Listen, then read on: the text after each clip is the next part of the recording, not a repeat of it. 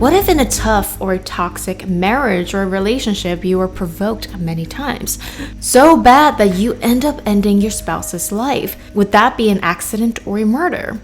And should that be a valid reason to get a lighter sentencing? Now, today's topic is a pretty spicy one, or a hot debate that's been going around. There's just going to be many opinions regarding today's case and topic, so it would be really appreciative if you guys could watch the entire video and then comment on your thoughts if you think that today's suspect, this man's story, was justified or not. If you guys learned something from today's story, a like would be really appreciated as well. By the way, do you guys believe in astrology? What if you can get answers to your specific questions in your life, just like going to a professional for a reading, but all on your phone on an app? Yoda is an app where you can chat with professional astrologers to see if the stars align for you for questions such as love, life path, money, career, family. There's over 200 Vedic astrologers on this app. For example, I asked the questions, what does my birth chart show about my relationship this year? As you could see, it was a pretty good thorough reading. Or questions like, why am I single? What is my compatibility score with? Will I get a promotion to work this year? When is a good time to retire? Your astrology charts might just show you all of that. I personally do follow astrology, but it gets super complicated and difficult to read all that chart. Like, I don't know what I'm doing. They also have daily horoscopes, thought of the day, Vedic birth chart to give you specifics about where your stars align currently with many different areas of your life. It's really mind-blowing to read your chart because of how much I resonate with it. If you don't believe me, try it out for yourself because they're giving the first question for free by using my code #GRAZYTV4. So thank you to Yoda, a mind-blowing app that I found recently, for supporting GRAZY TV channel.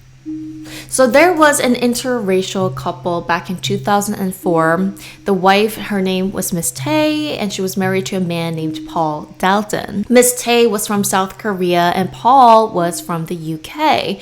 Now the couple met sometime in the 90s and they got married in around 97. Miss Tay and Paul moved to the Kingston town of United Kingdom, and in 1998 the couple would go on to have a daughter. The neighbors of the Dalton family described them as, "We hardly saw them except to say hello. They seemed a nice couple." Paul was described as someone that was very quiet, seemed like he kept a lot of things to himself. It's not like he was like a very extrovert, at least to the neighbors and people that a lot of people knew. There isn't really any testimonials beyond that to describe who Paul and Miss Tay was. Now the Dalton couple both operated and owned an English academy for international Korean students. I guess it was kind of like for exchange students to come to that academy, learn English, learn about the culture and things like that. So those kind of academies were actually very, very common, at least in the US as well, and I guess in the UK too. Seemed like in the beginning things were going well. Now fast forward to May of 2004, Miss Tay was supposed to visit her family back in South Korea, but she never arrived on the day that she was supposed to see her family. So the family became worried, and because they were living in South Korea, and this was in 2004, so it's not like they have social media or something that they can check her up on except her cell phone or maybe her home phone, and they tried to contact their son-in-law Paul, and he wasn't picking up either. I'm not sure if they alerted Paul's parents that was also living in the United Kingdom, or if Paul's father decided to check up on the couple himself, but Paul's father decided to visit their apartment on June 8th. When Paul's father walked in to their house, nobody was there, and he said that he went to go get some tea from their fridge, and upon opening their fridge, a plastic bag would fall out. He says that when he opened this plastic bag, he found something shocking, traumatic, and later we would confirm that this was human remains. And as they opened the rest of the freezer, they would find more plastic bags with the same remains. Of course, Paul's father alerted the police right away, and here is a photo of the day when this happened. Of course, the first person that they wanted to contact and see and found suspicious was Miss Tay's husband, Paul. And when they tried to contact Paul, they actually found out that he was in Japan. Now again, they had a 6-year-old daughter. I'm not sure if he took her with him or if the daughter was with the grandparents. That information is not released. Now this was 2004, so the only way to pretty much try to contact him in Japan, in a foreign country, was through his emails. It seemed like he was using and checking his emails to communicate with his family and some other people. Police would send Paul multiple emails trying to convince him to come back to the UK for questioning, and surprisingly, it did take about 2 2 weeks, but he did decide to come back to the UK. And upon arriving to Heathrow Airport, that's when he was immediately arrested. And this is where the crazy story starts. Bear with me. So when Paul was put into questioning, it seemed like he was pretty quick to admitting to what actually happened, but this is his version of the story. So he claims that he was responsible for his wife's death. He says that that night, him and his wife were arguing really badly. She had a very bad temper and that she was being very aggressive, angry, and argumentative. And this seems like a thing that was going throughout their marriage for years. And we will get into this in a bit. But as she was coming towards him very angry, he says that he threw a one punch at his wife and hit her in the mouth and jaw area. He says that he saw her eyes, saw her face, and knew that she was gone. Now, because he did have a daughter and didn't want the daughter to see anything happening, he knew that she was gone, so decided to move the body to their garden area. He says that about 4 days passed by, so he stayed with the body for about 4 days. And because it was pretty warm, it was around end of May, early June, so it's hot, so he knew that he had to take care of the body, and the realization of what he has done started to really come through to him. He says he, quote, panicked and thought that the only way out was to dismember his own wife's body. So he went out to the store to purchase multiple things, including a freezer, a saw, various, items to take care of this. And he says that he went to the front of his house or somewhere around the living room and decided to dismember the body himself. Again, he bought a freezer, an extra set of freezer for this, and put it in there, and next he decided to flee the country.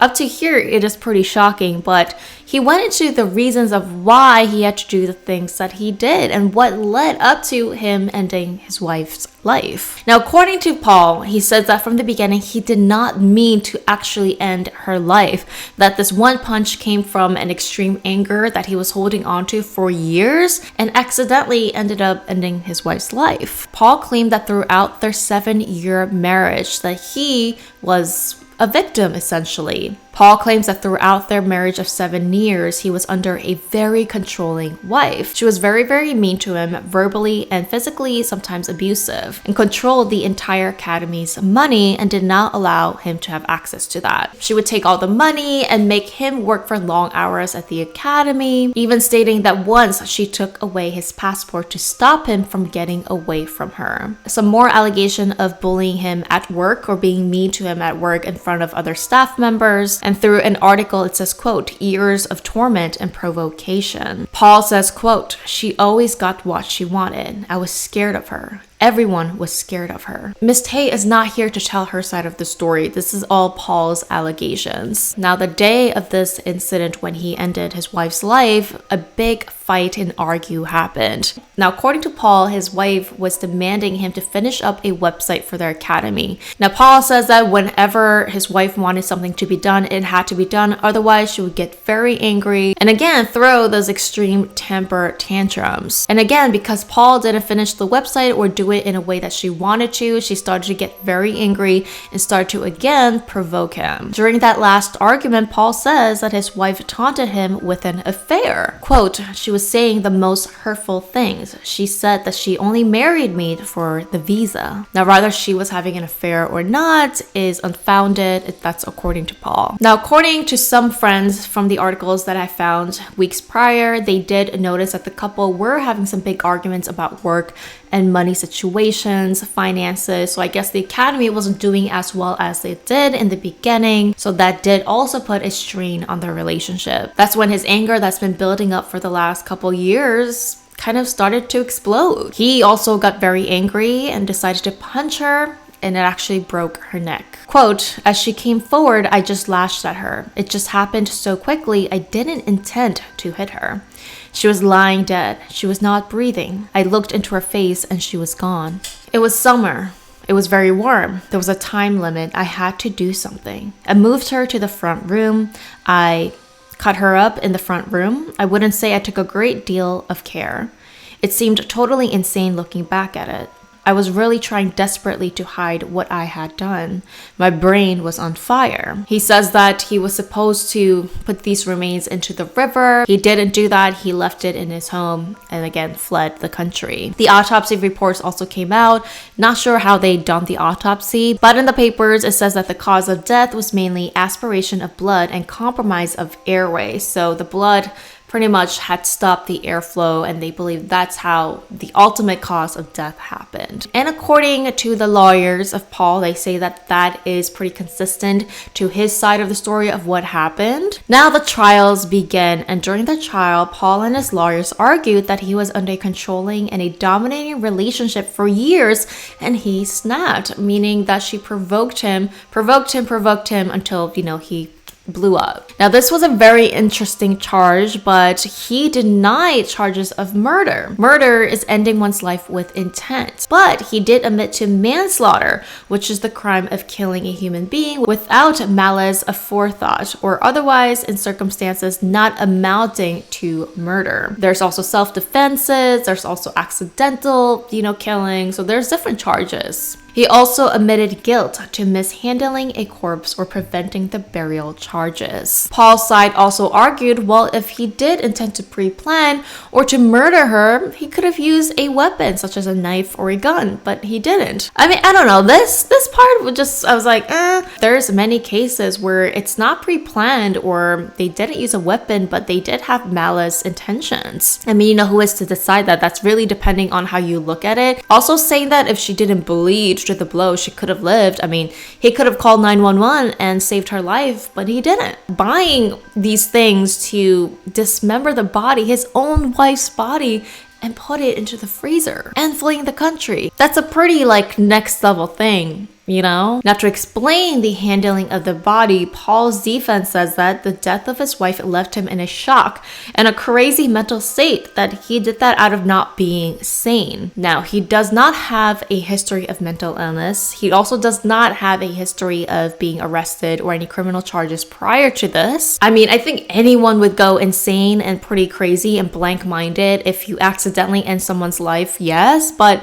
it is also, again, a next level thing to dismember somebody and do that to your own family member. Another thing we do have to learn from this case is that nobody from Miss Tay's side was there to really defend her, because this was in another country. Remember, Miss Tay's family, her entire family was in South Korea and they did not speak English. And here is the Korean family side of the story. Now, it was actually discovered by the police that Paul was having an affair with another woman at his academy, and they found evidence of Paul contacting this affair woman while he fled to Japan. Now, he admitted to the woman and said in this email that he wanted to live a new life with her with his daughter. Now, could it be that maybe that night she was the one who found out about his affair, not the other way around? And that's why they got into a huge fight. Now, one of the witnesses actually was that woman that Paul was having an affair with. And she was one of the witnesses that came on stand and said that she actually watched the couple's relationship inside of the academy, and they did fight a lot. So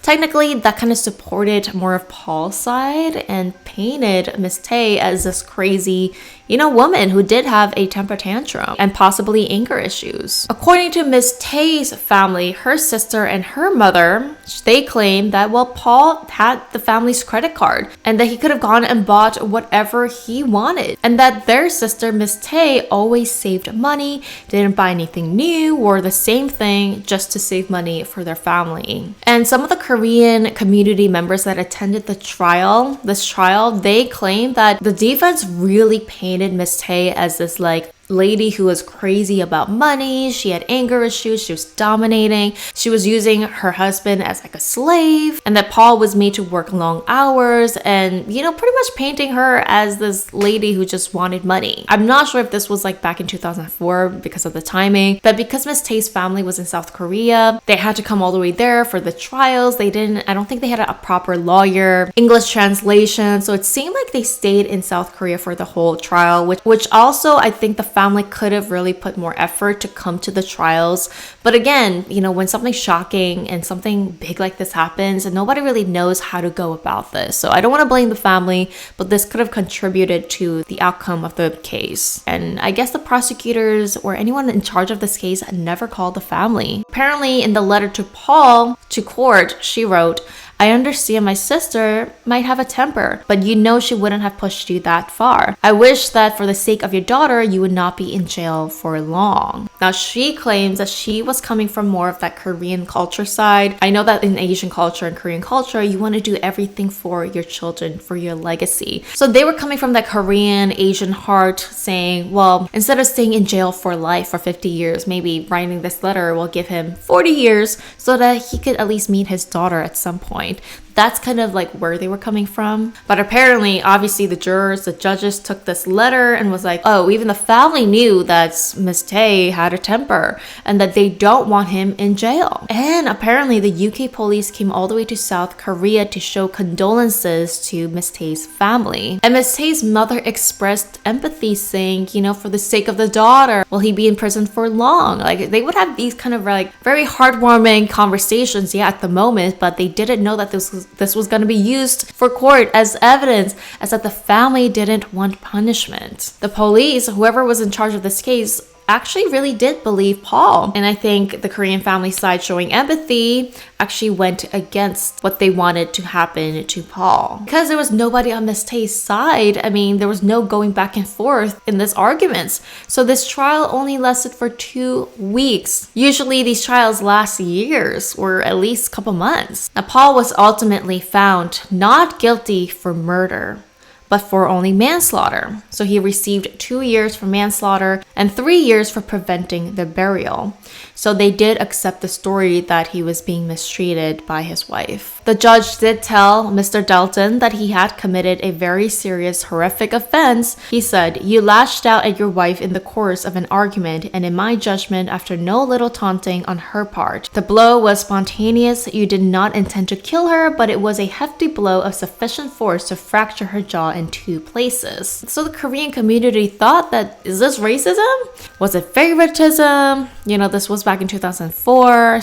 But I think ultimately, in my opinion, like just trusting in the justice system that it will take care of it, even after a horrific crime. I think that part was pretty miscalculated and underestimated by Miss Tae's Korean side of the family. And back in 2004, I'm sure they didn't have as much resources as you do now in trying to find people to help you, you know, getting the story out there or knowing what to do, finding information about this. So I think they were just like leaving it up to the court and the justice system. Now today, Paul would be in his 50s. I did find an article where a lawyer that stood up for Paul back then, he described Paul as interesting. He did describe Paul as somebody that was very quiet and not the usual personality. And this is where I ask, well, do you think Paul's side of the story was true or not? Now, it is absolutely true. It doesn't matter what gender you are, if you're the wife or the husband, you can be the wife and can be verbally and mentally abusive. So it could be possible that yes, Paul was going through that, but do I believe that Paul was telling 100% of the true story? Probably not. The biggest thing for me is he sent a letter to his side chick, his affair woman, after what he has done, that he wants to start a new life with her. Now that paints a bit of a different picture for me. Now, did he mention that he was having an affair to the police? No, I don't think he did. I think police found that out later. So was that part of the argument? Part of the provocation of his wife? Maybe. You know, stuff like that. Like, you wouldn't mention things that would go against you yourself. So I don't believe he would be telling 100% of the true story. And I do believe that one can absolutely be pushed to their limit. But again, was 5 years enough for what he has done overall, looking at the big picture? Let me know what you guys have thought about today's case. Leave a comment down below. Thank you so much for watching and see you in my next video.